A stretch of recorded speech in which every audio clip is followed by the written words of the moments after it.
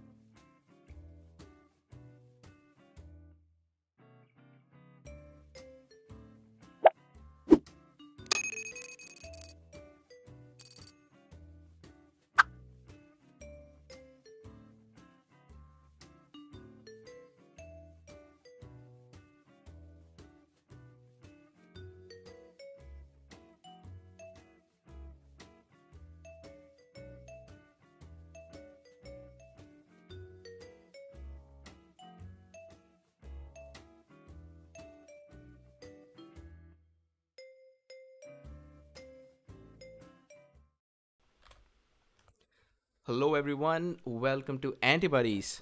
Today we have a special guest with us, Dr. Sandra Van Vliet. And let me tell you about her a little bit and about her work. She is a principal investigator at the Amsterdam Medical Center in Amsterdam, the Netherlands. She's a glycoimmunologist, and together with her research group, she studies how changes in cellular glycosylation affect anti tumor immunity. She has a long standing interest in the binding and signaling properties of carbohydrate binding receptors, also called lectins, that decode glycan clues to steer immune responses. Besides performing research, Sandra enjoys traveling, which is currently restricted, hiking, and cooking Asian food and curries from scratch using fresh ingredients and all kinds of spices. Sandra, uh, glad to have you here on our 23rd Journal Club. Before we Thanks start, for inviting me. can you tell us what's your favorite Asian food? Yeah, I definitely like all kinds of curries, Indian curries or Thai curries with coconut sauce and lots of spices. So I Oh, always great. enjoy cooking these. And during Corona times, I invented or I discovered that you could really make them from scratch with all kinds of spices and fresh ingredients, and sort of became a new hobby while Mm-hmm. being restricted at home. Yes, surprisingly, I had never had Thai food before I came to United States, and I found out it's surprisingly close to Indian curries. Yeah, it's slightly different, but they're very close. Yeah, I like them both a lot. Okay, without taking any of your time, I'll let you share your screen and tell us about your research. Yes. Okay.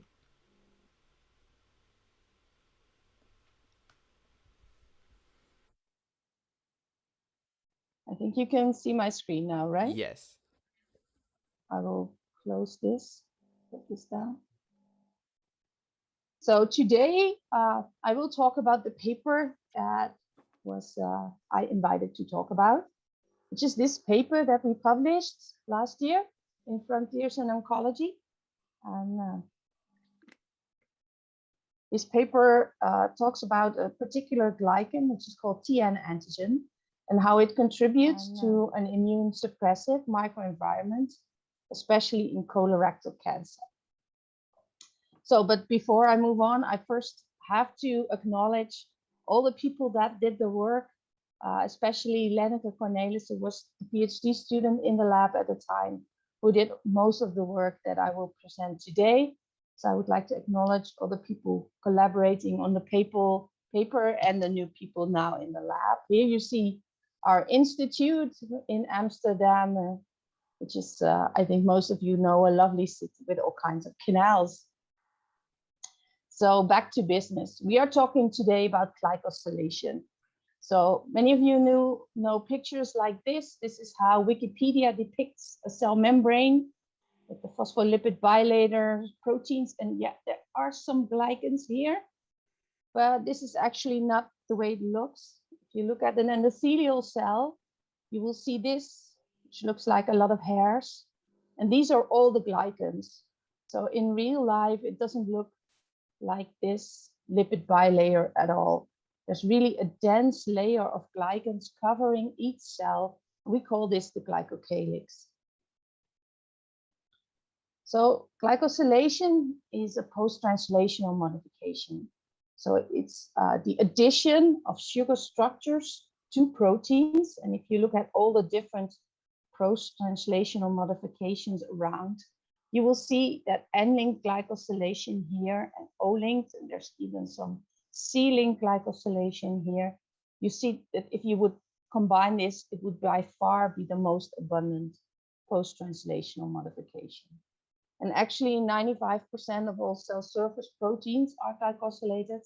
Also proteins in the serum are also heavily glycosylated. And people estimate that about 3% of the human genome is dedicated to glycosylation, which is about double the amount of immunity. So if you would think that immune responses are important, then glycosylation definitely is out there as well. So I don't think many of you know a lot about glycosylation, so I thought I'd spend a little time explaining it. So glycans can be attached to proteins, as you see here, but they can also be attached to lipids. And we call them glycolipids or glycosphingolipids. These glycans can be relatively small, but they can also be very long, like you saw with the hairs on the endothelial cell. And these are these glycosaminoglycans. In our lab, we mainly focus on these protein glycans. And there you see basically two types. You have the N-linked glycan, and there the glycans are attached to asparagine, which is in the single letter code an N, or it's linked to an hydroxy group, so an OH group of serine and threonine, and recently also tyrosine has been implicated. So this is called O-linked glycosylation. So one of my take-home messages is really that we know very little still about the glycans. So if you look at the genetic code, it's very conserved among species. And if you know the genetic code, you can really deduce what kind of proteins are made from it. So we know really a lot about the genome. If you compare it to the glycome, it's actually the opposite. It's not very well conserved. There are big differences, even between us and let's say chimpanzees. But there's a very high structural diversity. I often compare it to Lego, where if you have 6 of the same blocks, Lego blocks, you can attach them in many different ways. You can build many different structures. And this is actually the way glycosylation works. You can attach the individual glycans at different spots, making different linkages. And that gives you an enormous diversity. So there's also potentially a lot of information stored in these glycans. However, we still think, know only a fraction or the tip of the iceberg on what all these glycans do. So we particularly study these glycans in tumor biology. So in tumors, you see that these glycans dramatically change. This is early on in tumor progression already that you see the glycans change. So we think that they really convey a survival benefit to the tumors, or that they help in escaping the immune system. So the glycan we will talk about today is this one, which is called TN antigen. And you see it's really, really small. It's just one sugar molecule, which is an N-acetylgalactosamine attached to a protein. This glycan is more or less cancer specific. You don't find it in healthy tissues, hardly. And it's highly abundant in many, especially epithelial tumors, where 80 to 95% of all tumors from epithelial origin express this very small truncated glycan. So in our lab, we study how glycans participate in tumor progression, and especially how these glycans affect immune cells and anti-tumor immunity at a molecular level. So if you look at the connection between glycosylation and tumors and the immune system, you see that there are particular types of glycosylation alterations really frequently occurring in tumors. Well, today we are talking about this one, TN antigen. And we see that basically for each of these different tumor-associated glycans, we have receptors on immune cells. And these carbohydrate binding receptors, we call them lectins, and they're expressed especially on monocytes, macrophages, and dendritic cells. So this TN antigen is really binding to a macrophage and DC receptor, which is called MGL. And this MGL is very specific for this TN antigen. I'm sorry, I have one question. Yes. Is this TN antigen only expressed on the surface of the cell, or is it also like secreted on some proteins? So it's on the cell surface, but it's also secreted on proteins. So any protein that has O-glycosylation, so glycans attached to serine or threonine, and comes from a tumor cell, will have this same altered glycosylation pattern. So TN antigen is also found on secreted proteins, especially mucin type proteins. And these are used for detection, for measuring progression, tumor growth in serum. Thank you. Sandra, I'll just say that you have cleared a big misconception for me, because all this time I used to think N-linked glycosylation means nitrogen-linked glycosylation. And I'm really glad I attended this. Well, great. So in this paper, we looked really at the immune response, and if TN antigen would affect the immune response. We know already a lot about TN antigen. We know that it conveys tumorigenic properties. So when a cell expresses TN antigen, it becomes more invasive, more migratory, which is of course a typical feature for a tumor cell if it wants to migrate to a distant site and form metastasis. But little was known whether TN antigen would really affect also the anti-tumor immune response. And because we know it would bind to these lectin receptors, especially this MGL receptor, we thought it would also play a big role in anti-tumor immunity. So this was our first step, and we study mainly colorectal cancer. So to tell you a little bit about colorectal cancer, it's a cancer of the colon, and it has a very stepwise progression where you first get the formation of adenomas like polyps. These are still benign, but some of these polyps can then progress and become invasive, and they can really turn into carcinomas. If this is still in your intestine, we call it localized, and this is stage 1 and stage 2. If the colorectal cancer metastasizes to the lymph node, which is the first step, this is stage 3, but then it can metastasize to the liver and also to the lungs, and this is stage 4 colorectal cancer. So unfortunately, lots of people present with already stage 4 colorectal cancer at diagnosis. And that is because you have relatively little complaints. And that is why the disease can progress before people come to the clinic. If you have early stage colorectal cancer, you can easily be cured via surgery. However, these stage 4 colorectal cancers have a very poor prognosis. So we really would like to develop new therapies, especially for these stage 4 type patients. And we think that immunotherapy might work. We think that glycans play a role. So remember, this is the glycan we are talking about, TN antigen. So TN antigen is increased in colorectal cancer. So in this study, they compared normal colon to the tumor sections, which were from the same patients.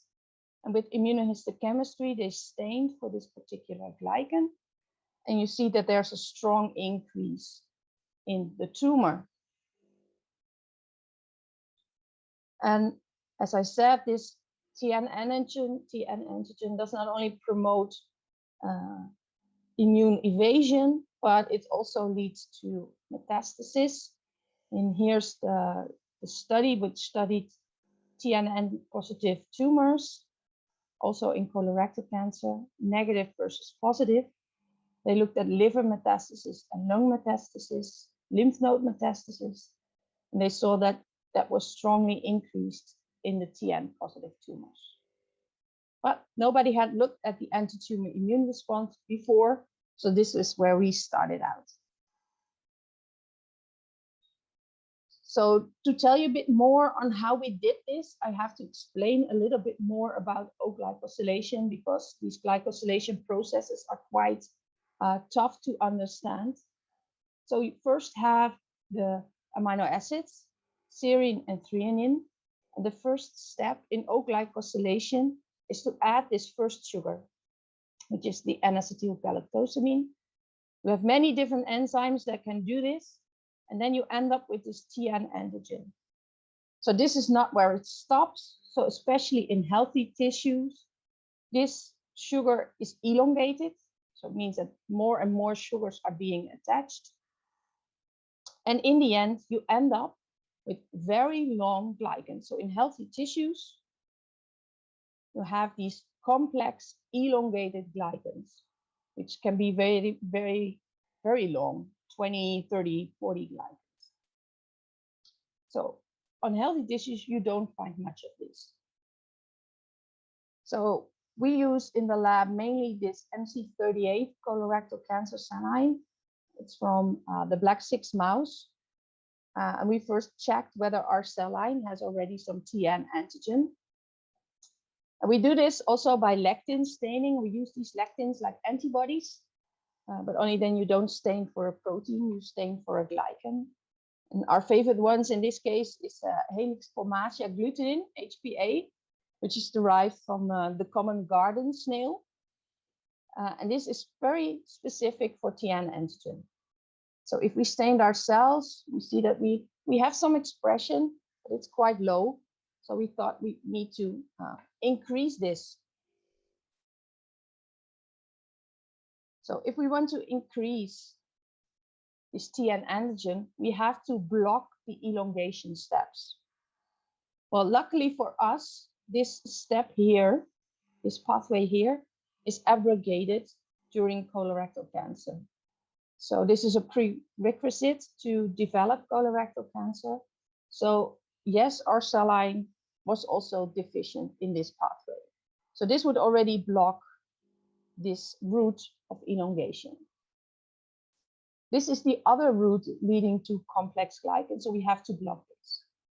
Well, unfortunately, fortunately, the elongation from TN antigen to the longer glycans is facilitated by only one enzyme, which is called T synthase. And this enzyme requires a chaperone for folding, which is called cosmic. So most glycobiologists, if they want to block this step, they inhibit or delete the cosmic. And then you will get an inactive enzyme. And then you can no longer elongate here to this second step. So that's what we did. We did CRISPR-Cas9 knockout of the cosmic gene, which the official name is the C1-GALT1C1 gene. This then abrogates the second step, and in the end, you have blocked all complex glycans. There's here one additional step, which we confirmed was marginally expressed in our cell lines. So if we knock out the cosmic, we should increase this TN antigen. So that is what we checked here. So we made the cosmic knockout, which we call TN high here, always depicted in orange. So here we look at enzyme activity of the T synthase.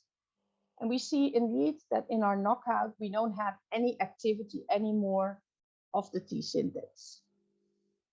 So next we stained. May I ask a question? Like, Yes. why did you delete cosmic but not T synthase? Like, what's the reason? Yeah, you can do both. You will get the same results. But most people delete the cosmic because, yeah, it's the easiest thing to do. It's the most common practice. But either one of them would be fine. They only act in this combination. So Is it this cosmic also needed to fold, like for the other proteins to fold? Or yeah, so it aids in the folding of the enzyme. So if you don't have the cosmic, the T synthase enzyme cannot fold and it's being degraded. So then you actually lose both. So maybe that's why people mostly use cosmic.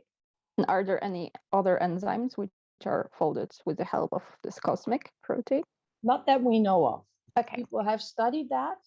There's a group in the United States which discovered this cosmic, and they have extensively searched, but they have not found any other protein that is being folded with the aid of cosmic. Thank you. So if we looked at our knockout cells and then we stained again for TN antigen, this is with the lectin from the snail, you see that we get a strong increase compared to the control cell lines, which underwent the same procedure but didn't have the specific guide RNAs to knock out any gene. You could also stain with a TN antigen specific antibody, and you see that that is also strongly increased. So indeed, we have created a cell line which now expresses high levels of TN antigen. So because TN antigen leads to many changes in the colorectal cancer cell lines, we know already that it becomes more invasive. So we wanted to check what is actually happening in these cells. So we did RNA sequencing and we checked which genes were differentially expressed. And we found that there were 707 genes upregulated and expression or translation of 641 genes was downregulated. And if we looked at these genes and what kind of function they would have, we saw that indeed cell migration was one of the features that popped up, also blood vessel development. We saw differences in MAP kinase signaling, that was also already known. But indeed, we also saw differences in immune-related properties, regulation of defense response and viral responses, T-cell activation, and T-cell cytotoxicity and antigen presentation.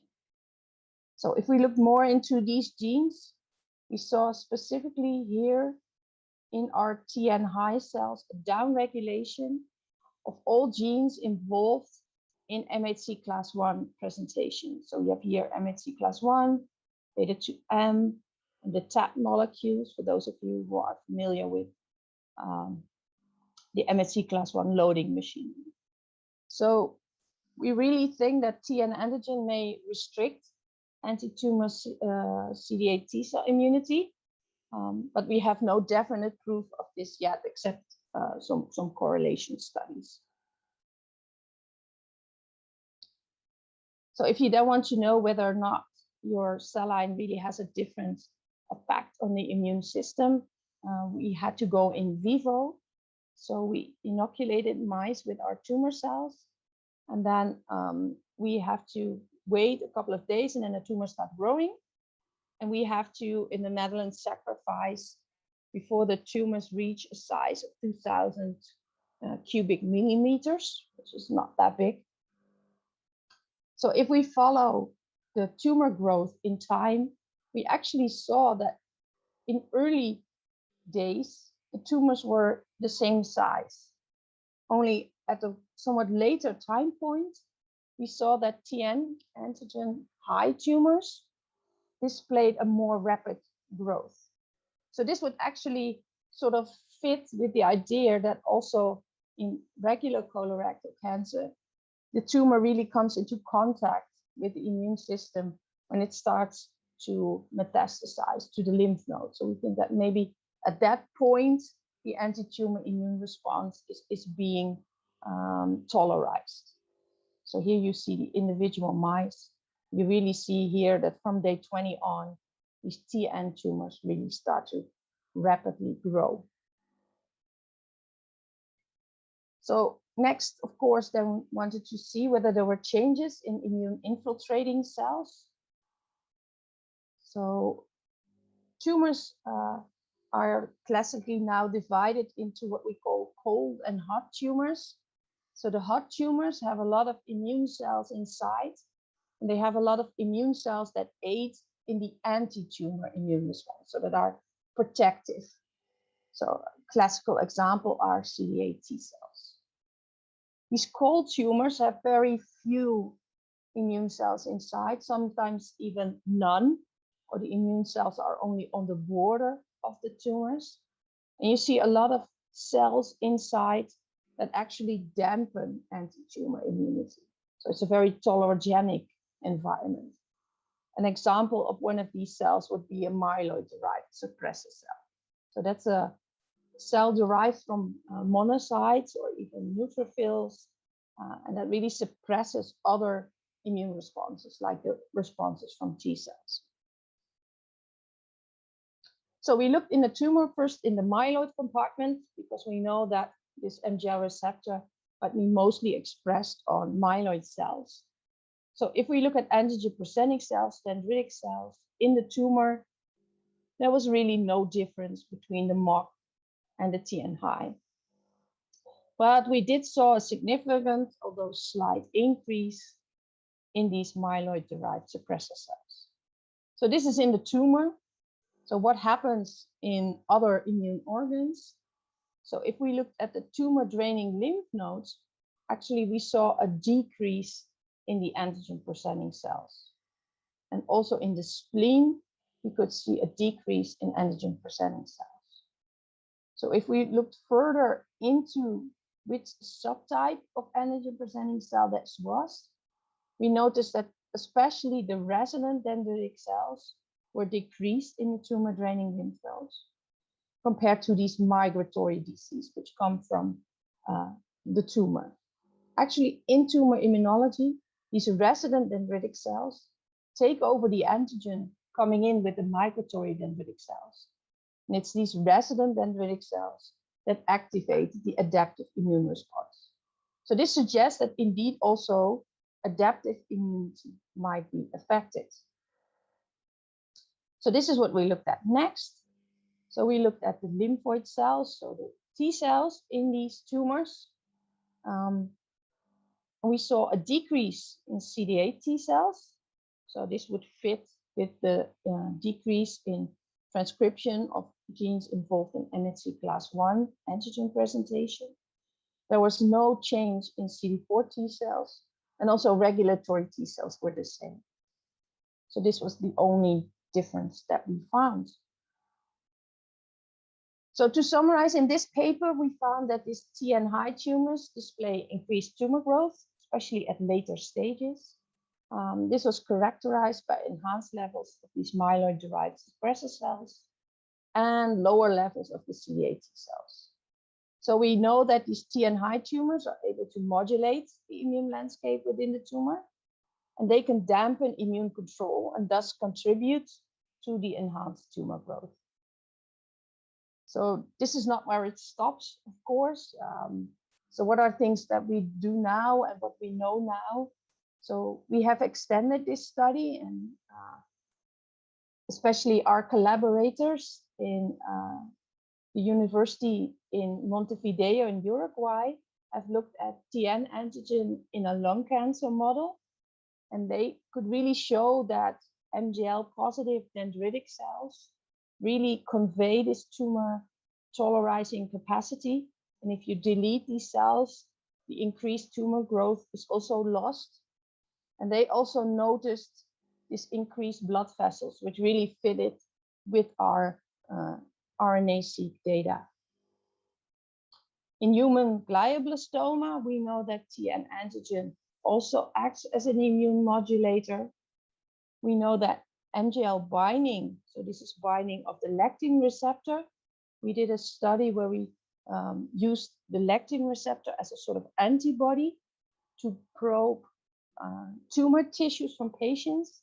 We saw that high MGL binding really correlates to poor prognosis, only in late stage colorectal cancer patients, so it can pointing to effects late in tumor development. And we saw that also it's linked to metastasis formation in cervical cancer patients. So what happens when these TN antigen tumor proteins bind to MGL receptor on dendritic cells, on macrophages? Well, we have characterized some of these proteins. Our collaborators from Leiden University did this and published this.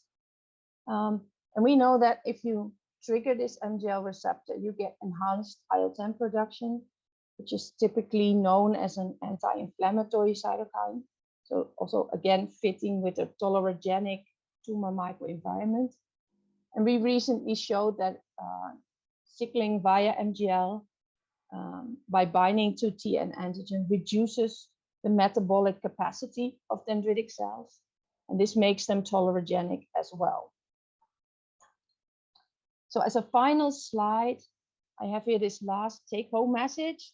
I showed you data on TN antigen and immune escape, but please be aware that tumor-associated glycans have really been associated to all kinds of hallmarks, typical classical hallmarks of cancer. So be aware that glycosylation is really should be considered, I think, as an additional hallmark in the Hanahan classical hallmarks of cancer wheel. So this was it. Are there questions?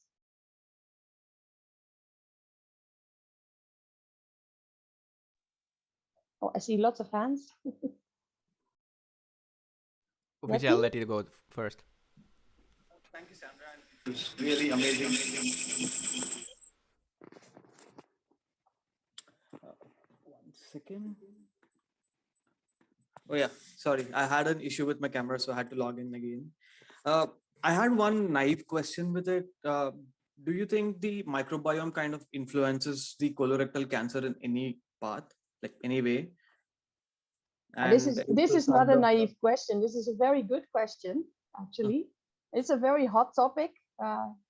It's not my field of expertise, but I know that colorectal cancer development is associated with a particular, with the presence of a particular type of microbiome, a particular type of bacteria present in your microflora. So there's definitely a strong link, and how this all works out, that's not known. I also don't know if they might have particular glycans that would interact with lectin receptors locally. This would be interesting to study. Yeah, I was just interested, like if they kind of are involved anyway in the like modulating the glycosylation there, and somehow interfering with the pathway. If yeah.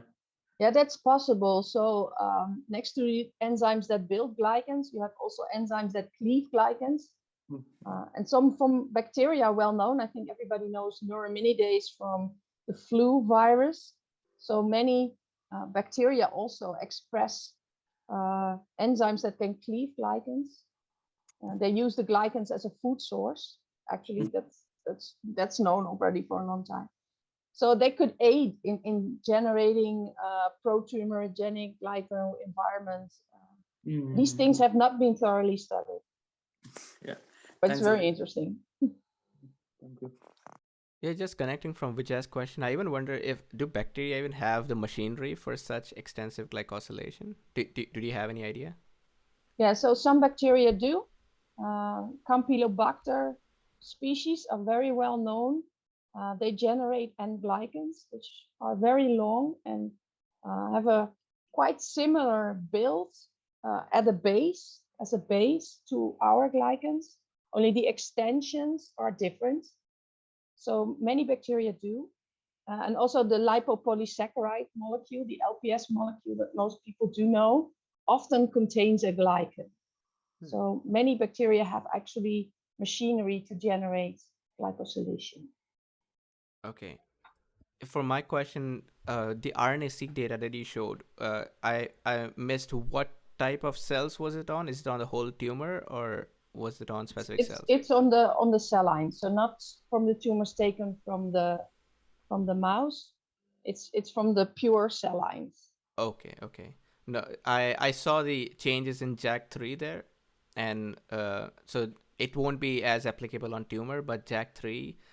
What's specific about JAK3 is that it's the only Janus kinase that associates with common gamma chain cytokines. One of them is IL-15, which is very important for memory T cells and those CD8 positive memory T cells that are required for anti-tumor responses. So I was wondering if some similar changes are seen in CD8s as well. That would explain a lot. Yeah, good question. I don't know. Mm-hmm. But thanks for that suggestion. Okay, so I have a question from the audience, in fact. Now to ask whether we know any specific receptor for TN binding. Was it this MGL? Yeah, so MGL is in the immune system so far the only receptor that we know that can bind this sugar structure. What kind of cells express MGL? So it's mainly on certain dendritic cells. So these are the DC2s in blood express this receptor. Some DCs in skin. And it's present, it's upregulated when cells become more tolerogenic. So if you generate them in vitro under tolerizing conditions, they have higher levels of this receptor. So is the hypothesis that this TN antigen is turning down dendritic cell response and then indirectly turning down the T cells? Yeah, Okay. that's our working hypothesis now. We have bits and pieces of that that would confirm this. Okay, so my question will be, well, first of all, thank you very much for a very nice presentation, because reading your paper was like very interesting to me, but hearing all the results being explained is a completely different experience. So I remember from your paper that you also looked into the location of the transferases, so that the transferases relocate to endoplasmic reticulum, and that's probably why also this this TN antigen in cancer is elevated. But could we somehow like influence this relocation, or is it like out of our control? Is it like any mechanism that regulates this transferase relocation? So this transferase relocation occurs upon signaling through growth factor receptors. This leads to activation of ERK8, and this ERK8 then facilitates the switch to the ER. I don't know if there are any drugs on the market already that block ERK8 specifically. So you don't want to start blocking the whole MEK-ERK pathway. That would not be a good thing. Okay, But, so it's quite complicated. yeah, we didn't find many changes in relocation, but I think that's because we really interfered with the enzymes themselves instead of trying to induce this relocation. All right. And do you think that this like the screening method for looking for the TN antigen, or generally aberrant glycosylation, could become soon a diagnostic method, like for cancers, but also maybe for other diseases? Is it in any way like possible? Yeah, so this is something we are working on heavily, trying to develop tests and staining methods that would allow you to screen tissues high throughput for many different glycans at the same time. And we think it could be a valuable addition because it could tell you something about the status of the immune response going on in the patient. So many patients that receive the checkpoint immunotherapy in cancer, they do not respond. People don't know why. And I think if you would check the glycans, you can already see whether or not the tumors have a shield that would block out any of these activated T cells. I think you can tell something about the immune response that's going on and what type of tolerance there might be there in an individual patient. So we are working on this. Groups in our department are trying to develop these kind of tests. And what method would probably be like the most available and at the same time like the good method, like the good and quite cheap and easy to use? Yeah, so for pathologists, they like immunostainings. So that's where we're heading. So we are trying to develop multicolor, many lectin-based stainings, so to predict and to correlate to ongoing immune responses. Right, thank you. I wanted to add a comment. This is from one of our past journal clubs. We had a guest who's talking about lipidomics, and she mentioned that the problem with studying lipidomics is that you can't knock out lipids. You can only knock out enzymes. And I see a very similar problem with studying glycosylation. Yeah, so I must say that the lipidomics is it's not a similar field, but it has similar aspects to studying glycomics. It's not template driven, it's enzyme driven. We know also very little about the lipids and what all these different lipids do. So there are many comparisons and yeah, it's quite the same. It's a difficult field to study, right? You got to have very specific enzymes, hope that they don't have multiple targets, and hope that. And some do and some don't. So for some steps, you have 20 enzymes that do the same step. So if you would want to block that step, you would have to knock out 20 enzymes, which is hardly doable. And then some have only one, which is then lucky. But that makes it difficult. Some enzymes are redundant. So if you knock out one, then there's another one that takes over. So yeah, it requires some special knowledge. And then if you want to combine it with other fields, that's where a lot of people think, oh, this is getting too complicated. But I actually like it because I like combining fields, and I work a lot with chemists as well. So yeah, I never back away from a challenge. Yes, I also feel that with glycans, it's like you cannot like measure anything at once. So for example, if you measure like the exact structure, you cannot measure the other aspect of glycosylation. So there are so many different methods that we have to apply to know everything about a certain glycan or a glycoprotein, which makes it even more complicated. Yeah, so we were a big fan of these lectins, like this HPA lectin from the snail. They're relatively cheap, and you can use them like antibodies, and you can do flow cytometry, and makes life easy. But it gives you an indication. You don't get the individual structures. It's not really precise. The only way to really precisely measure the glycans is via mass spectrometry, which is again not an easy task to do. And as you said, Maria, if you want to measure N-glycans, you cannot measure O-glycans at the same time. So, and measuring TN antigen is even more difficult because it's too small to really measure properly on mass spec. So you have to do all kinds of tricks to measure that properly. So that's a specialization in itself. Is it an antibody issue that you cannot measure O and N linked simultaneously? Yeah, so you need different techniques to release the glycans if you want to measure them by mass spec, and these are not compatible. So okay, something that got stuck in my head is that image of the bilipid membrane you showed with a lot of hairy glycans out. Is that only for epithelial cells, or should I expect that for almost every kind of cell? it's for every kind of cell.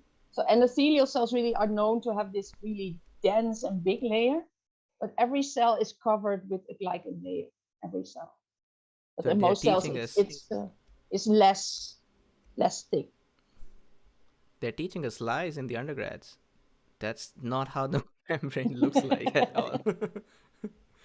Because it changes so much. Now you can see how cells interact with each other. There is this thick layer of other things that can also come in the way, that can even maybe mask other receptors from doing their job. You have this whole new field. Yeah. This is what's happening. Okay. And I guess that's how phytohemagglutinin also acts, right? That activates T cells by just cross-linking all the glycans on the T cell receptors. Yeah, it does. Okay. Yeah.